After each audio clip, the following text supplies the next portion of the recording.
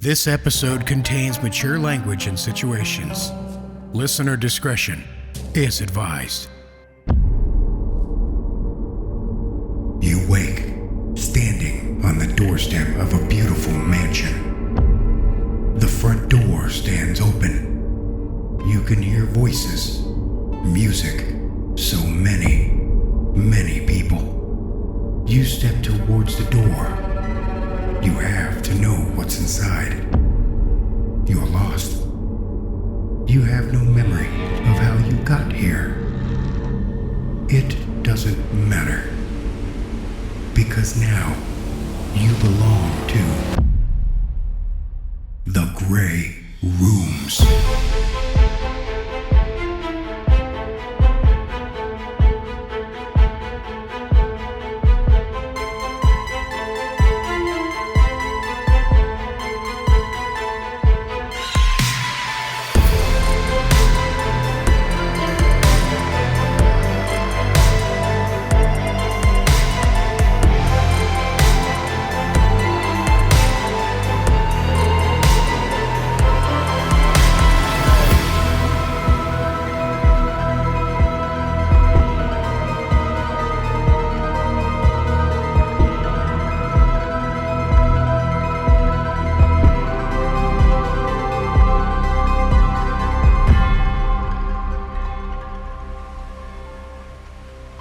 Season 3, Episode 10.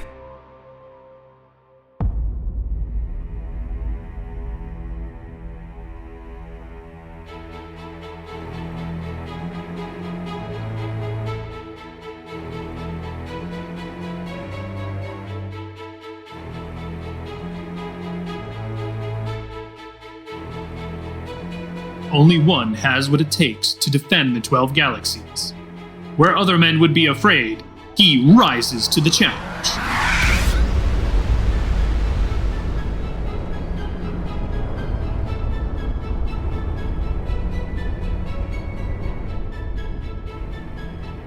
Only one man has the wisdom and fortitude to stand against the faithless. Those who would cast a shadow on the searing light of humanity. That man is Admiral Beckett!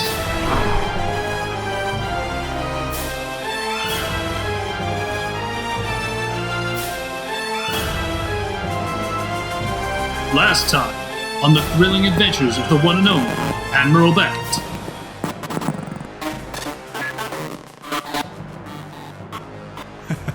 You've done it again, Admiral.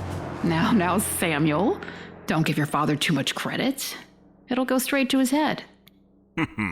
Amanda, I'm in the middle of saving the 12 galaxies from a terrible threat. I can do all that and still make it home in time to make a delicious meal for my family. That's worth celebrating. Dear, you threw some meat and beans in a pot and let it sit for a few hours? That's hardly galaxy-shaking stuff. I thought you liked my chili. I did not marry you for your cooking, Admiral. What did you marry me for, then? And that's my cue to go. Thanks again for dinner, Dad. I'll see you at the starport tomorrow morning. Of course. See you tomorrow, son.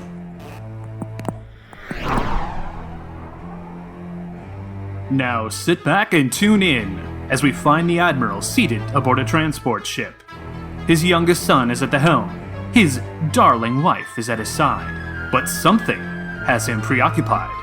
With a roar of engines, the small ship breaks free of planetary atmosphere. Our hero stares thoughtfully out a porthole into the vastness of space.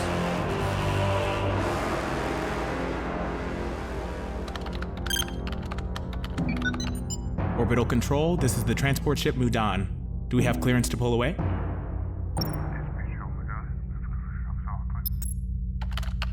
Roger that. Assuming Vector 289 on an outbound course, we'll send notice when we make it to the hyperlane marker. Mudan out. That was well done, son. Mom, I've done this 100 times before. Yes, but I haven't seen it the other 100 times now, have I? I so rarely get off planet these days. And with my family, no less. How is the planetary administration gonna survive without the president for a whole week? They'll just have to try. I've seen about a dozen messages come through already. I'm studiously ignoring them. Until we get to the fleet tomorrow? Well, yes. I have this entire trip alone with my husband and son. I'm gonna enjoy it. Business be damned. Are you gonna get to enjoy the trip, Dad? Dad? You with us? David? Oh. Here. I'm sorry. I got lost in my own thoughts. Was it politics or tactics? Or both? Neither, I'm afraid. Something a little more somber. I'm not looking forward to leaving you. Leaving us? I'm sorry. I'm not making much sense, don't mind me. What were we talking about?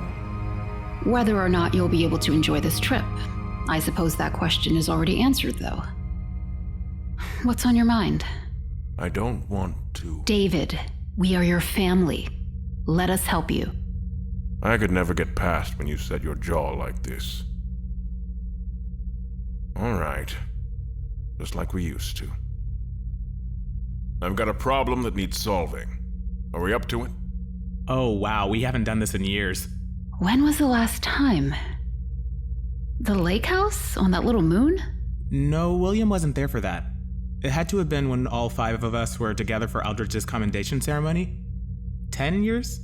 Then we're overdue. Are we up to it? Let's do it. All right. Let's say one of my men has been taken prisoner. Is it the Faithless? A new enemy. They're strange. Ruthless in their own way, but with a sense of decorum. They'll sit you down for a tea one day and strap you to a chair for enhanced interrogation the next. So, well-versed in psychological warfare. Extremely. My man is being held captive in a strange facility. He has some limited capacity to explore, but he's under surveillance. Extraction is out of the question? Yes. Even the true location of the facility is unknown. What would you suggest be his next course of action? Sam? I don't know, this is a little out of my depth. There are no captains here, just family. Say what you're thinking. Well, I'm gonna guess that the by-the-book answer would be for him to stay calm, keep his mouth shut, and hope for extraction. Try to slip out intel that tells us where he is. That's right. But that's not gonna happen, is it? I can see it on your face. He's on his own. Yes. If I were him, I'd do everything I could to make sure I wasn't on my own. Someone, somewhere in that facility has to be, I don't know, a potential ally. Someone who's unsatisfied. Someone who's been slighted with leadership, maybe? A man on his own has no time to sleep. That's why you go to war with your brothers. That sounds familiar.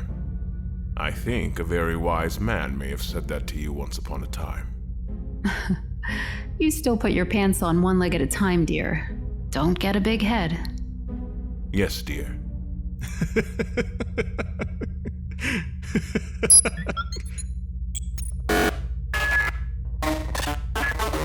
Oh, Dad. On the comms. It's for you. Is it Captain Lorelei? No. You should answer, Dad. It's important. All right, give it here then. Hello? Admiral, it's Alma. We must end the ritual keeping the illusion alive. Your respite has concluded. What? No. It hasn't been that long. We told you that there was a limited amount of time we could make available to you. I wish it could be longer. I'm sorry. No. Please. Samuel, Amanda, please stay with me. I'm sorry, Dad. It's time to go. David.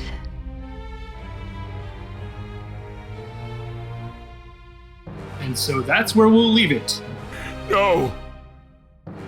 Please don't take them away.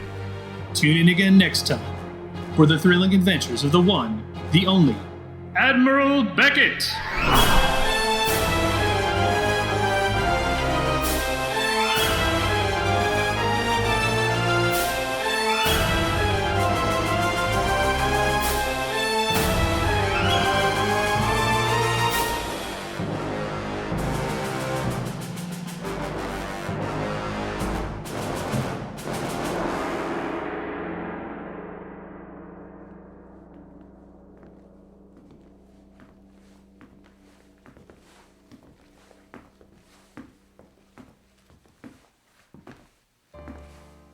Sometime later, when the shaking and the sobbing had stopped, Alma brought me to the parlor off the foyer. I'd glanced into this room back on my very first day at Ash Manor. Today, the room was very different. The Warden sat in state in the middle of the space, atop a great rune-carved chair. Like royalty atop a throne, he loomed over me. The Warden changed. Gone was even the semblance of civility. Like a sanitarium dweller shrugging free in a straitjacket, the great black coat was gone. In its place, he wore a cloak with keys. The cloak was made of long lengths of tangled chain which fell from his shoulders and down to the floor.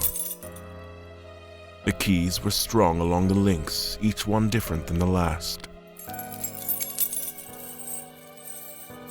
As I swept my eyes along that cloak, I knew, somehow, that each link, each key matched up to a door somewhere in the manor.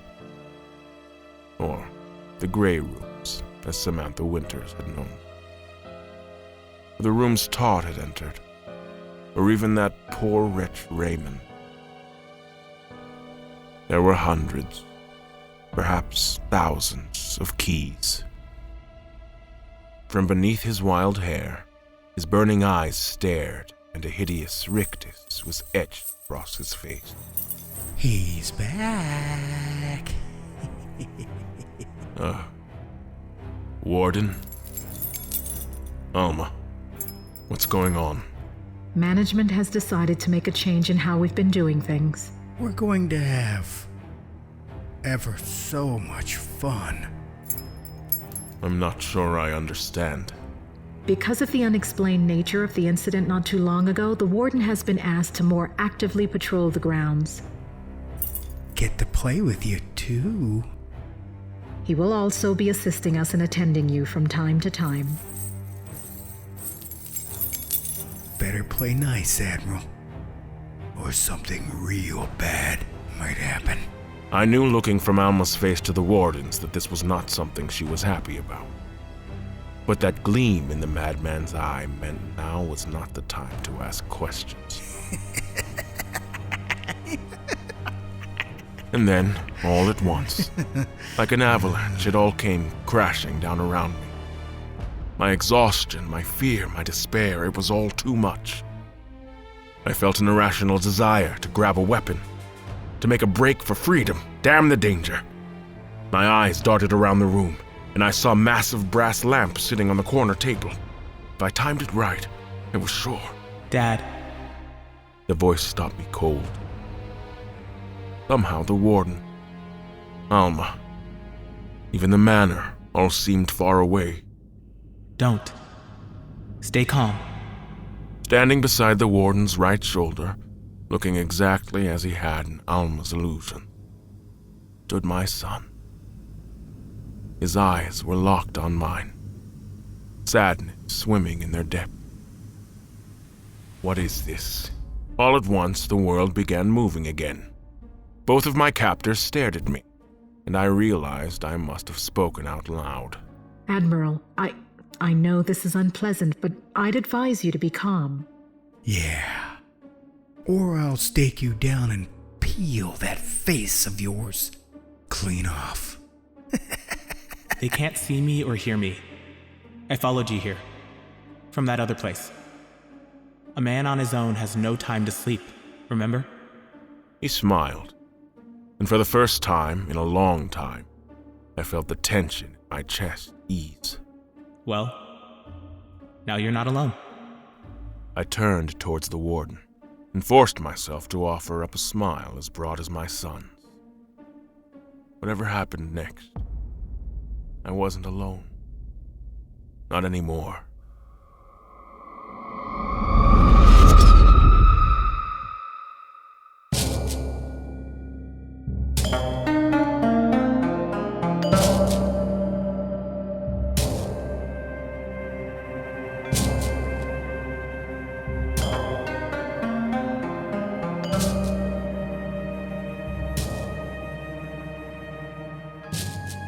When the old door squeaked open and sunlight fell across my face, I was already awake. I was waiting for them.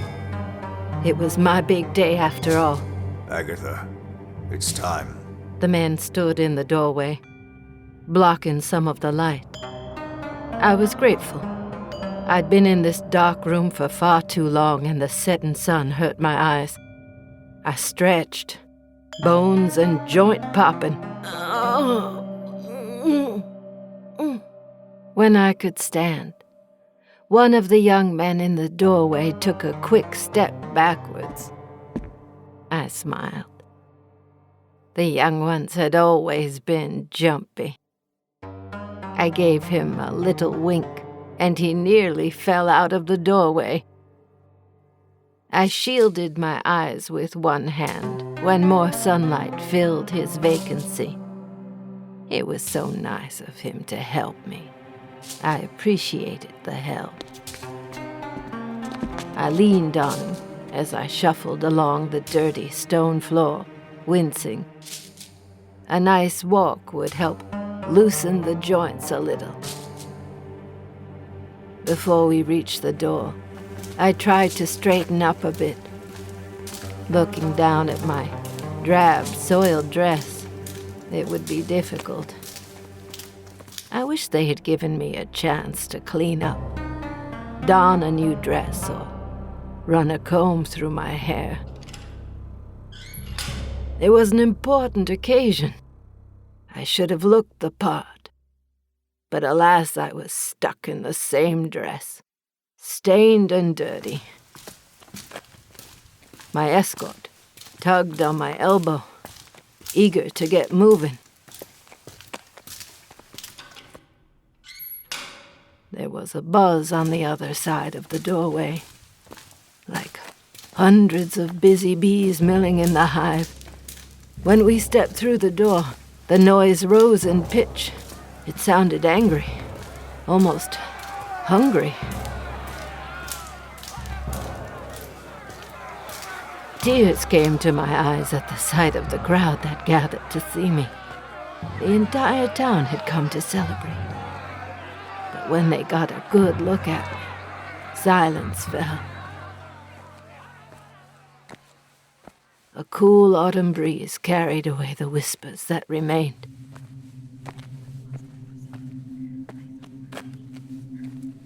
I froze in the doorway and basked in the attention.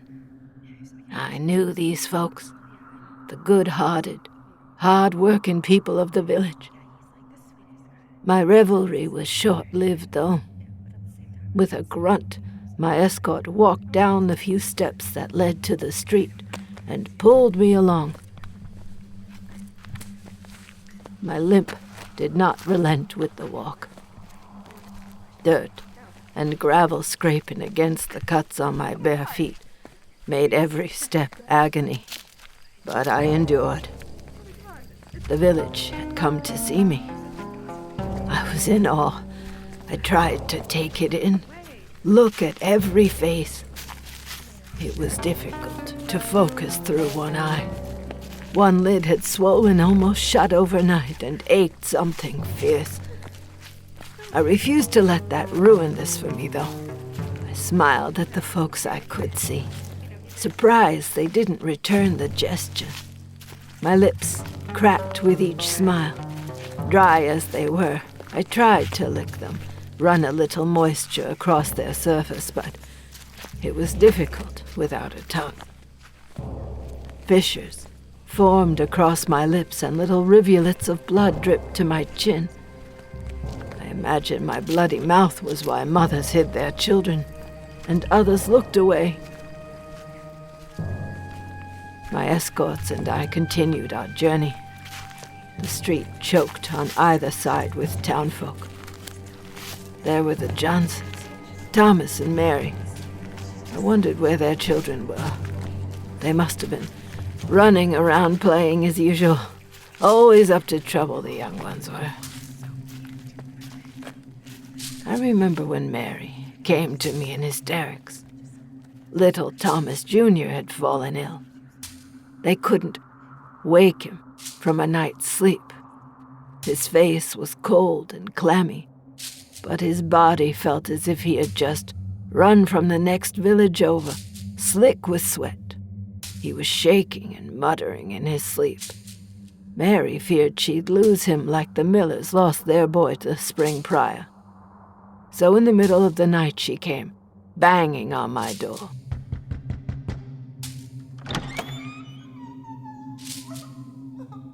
I knew it was serious if she had ventured all the way out to my little cottage in search of help. I grabbed my bag of herbs and ointments and hurried back to the village with her. We moved like the old one was on our heels. Oh, that poor child, sweating and shivering at the same time. I quickly threw a small pouch of ingredients I'd prepared into a boiling kettle. Once it was cool enough not to burn the boy's mouth, I sat him up and poured a little down his throat. I rocked him and sang a lullaby my mother sang to me as a babe. By the time the tea hit his stomach, his mumblings and shivering ceased. I eased little Thomas into bed again, wrapped him nice and snug in his blankets. I gave Mary exact directions on how to prepare the mixture and left her enough herbs for the week and made the trek back home. Later that week, I found a few loaves of Mary Johnson's bread outside my door. Little Thomas had survived his battle. It's funny how appreciation can turn into accusation. Mary would not meet my eyes as I passed. I'm not sure what was worse, her averted gaze or the look of disgust from Thomas Sr. I continued down the road. Plenty of other people here to see me. The air got chilly this late in autumn, and a gust kicked dirt into my eye. Tears obscured many of the faces in the crowd, but I could not miss Elizabeth White and her brood. It looked like the entire family had turned out. That was sweet of them. I was there for the birth of all 8 of her children. Midwife to most children in this village I was. But the Whites, they were a busy bunch. Every one of them came into the world a healthy, screaming bundle of joy. All except the last. Poor creature didn't have a chance. He was already gone before I could ease him out of the womb. Of course, I did everything I could to save the child, but Elizabeth was in a bad way. So I made a choice. Those children needed their mother. Mr. White was in his cups more than he wasn't, for all the preaching he did about staying off the stuff. Elizabeth recovered just fine, and the children are growing as fast as ragweed. But I guess she never forgave me for losing the one. Something hard slammed into the middle of my back between the shoulders. I lurched forward with the impact and nearly toppled over. I was grateful that the nice young man was there to keep me from falling flat on my face, even if he was a little rougher than necessary when helping me straighten up. Why such anger? Why the scowl? I was the one that got hit. He dragged me along without a word. I could see our destination now. With the sun almost completely set, a stage loomed ahead wreathed in torchlight. Shadows contorted the faces looking on. Eyes seemed to deepen into hollow sockets. Firelight formed leers and cracks on formerly benevolent faces. All these nice, gentle people that had come to see me now looked like the devil's own, waiting to tear this poor old woman to bits. It terrified me, and I tried to hobble faster. Faces went by in a blur, obscured by the creeping darkness and the masks the shadows created. Every one of them I had touched, healed or helped over the years, but now they looked like the creatures from my grandma's book. Sneering and snarling skulls, leering from the grave, imps and demons out for blood. My blood. At last we arrived at our destination. The man at my side practically carried me the last few feet. I guess he was as eager as I to be through with our walk. On a pole off to the side was nailed a long sheet of parchment. The lines written on it were gibberish to me. I never bothered learning my letters. A few folks from the town had offered to teach me as payment for my services, but I never had much use for the reading or writing. I learned everything I needed to know from my mother and her mother before her. On the stage above me loomed Mayor Forsythe. Oh, how I remembered him. His late wife was barely in the ground before he made his way out to my cottage, looking for relief from his grief. I made tea. We shared a meal. We shared a bed. And just like that, he was healed. He left with the sunrise and never said more than a word to me after. Until about a week ago.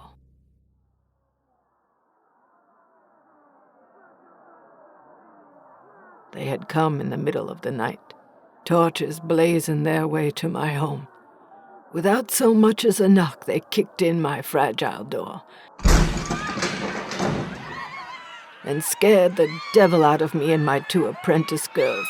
They dragged us thrashing about by our hair. The mob bound our hands, gagged us with dirty rags that tasted like they were used in someone's barn. Then they marched us into town, barefoot and only in our night clothes. When we arrived in town, they threw us in separate cells and left us there for days with just enough food and water to keep us alive.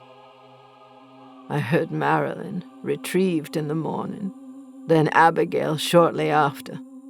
They were nice young girls, come to help me with my practice. I didn't have children of my own, and the girls were nice enough to assist me. I felt it important to pass along my knowledge. They knew how important my services were to the town.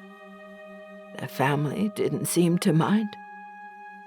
But there we were. Unfortunately for them, the village had a terrible year. The harvest was non-existent. Livestock dropped dead in the fields, and several villagers succumbed to the fever. I suppose they had to blame someone. I just wish these poor girls weren't involved. But now they were on top of the platform behind the mayor. Tears poured from their eyes, clean tracks down their dirty faces. I tried to wave to them, calm them, show them it would be okay. But when I lifted my left arm, reality set in. Instead of a hand, I had a stump covered with a dirty, rust-colored cloth. Cloudy yellow pus oozed through the bandage. Just another thing they took from me. I swallowed my sorrow. Before the arm fell to my side, I was hauled to the top of the steps. The young men left me at the place of honor, flanked by my girls. The mayor moved aside without a look my way, but I could see disgust written on his face. He took his place at the center of the platform and unfurled another long piece of parchment. He named us in turn and listed all the fantastic works I had done, all for the good of the village. But he called them works of the devil, named us daughters of evil. With a flourish full of righteous bluster, he rolled the paper tight and pointed it in my face. What say you to these charges? The rolled paper quivered in his hand as he held it. The girls moaned and wailed next to me. Their words were incoherent, their tongues removed as well. They cried in earnest, but I stood defiant, glaring through the mayor and his hypocritical council. I could see his face, flush with anger. He quaked with rage as droplets of sweat formed on his brow. If that scroll were a cudgel, I doubt I would have made it to the next part of the celebration. Jonathan! One of my escorts bounded up the steps. He carried with him a pail full of dark, viscous liquid. We sloshed it over our feet and the stacked timber we stood upon. The odor of the tar stung my nostrils and eyes. Once the pail was empty, he grabbed another and splashed its contents over our shoulders and dresses. When the liquid hit my open wounds and pooled at my feet, I hissed against pain. The mayor waved the young man away and grabbed a torch from the edge of the stage. He looked out into the gathered crowd. Will anyone speak on behalf of the accused? The silence stung more than the tar. I looked out at the villagers, most of which would not meet my glare. Every one of them had invited me into their house, offered me shelter, food, respite, hospitality, and their gratitude. I was there for their births, consoled them through their deepest tragedies, rejoiced with them during their weddings and festivals. Now, they were here to see me off. This was all for me. The mayor began speaking again, but I paid him no mind. He was pacing from one end of the pyre to the other, until finally he turned and marched to stand in front of me. Hatred and malice danced with the shadows cast by the surrounding firelight. There was something else there, on his face. Sorrow, grief, remorse. When he spoke, it was quiet, almost reverent. May God judge you in his light. He dropped the torch.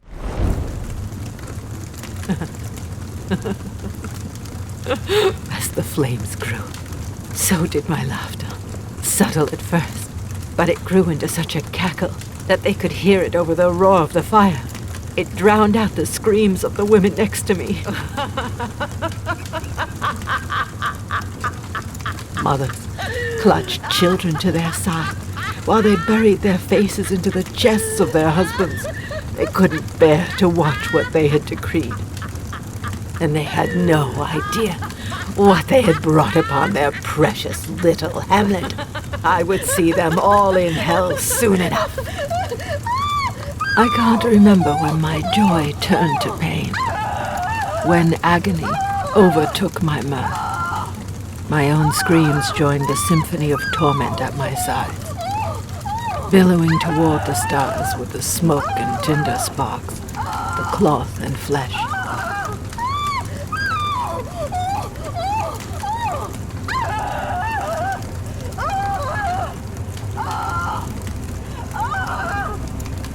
My wailing ended and left only the crackling of wood and bone.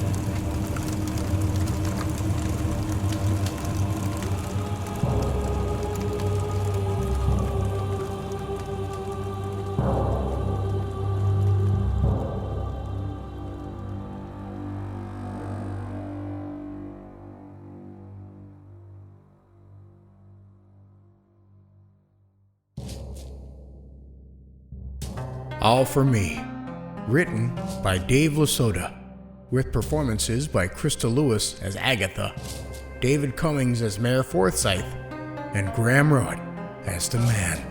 The Cloak of Keys was written by Michael Zenke, featuring performances by Eddie Cooper as Beckett, Michael Turrentine as Samuel, Isabel Santiago as Amanda, Michael Zenke as the announcer, Chantal Jean-Pierre as Alma, and Jason Wilson as the Warden. Musical compositions by J.M. Scherf.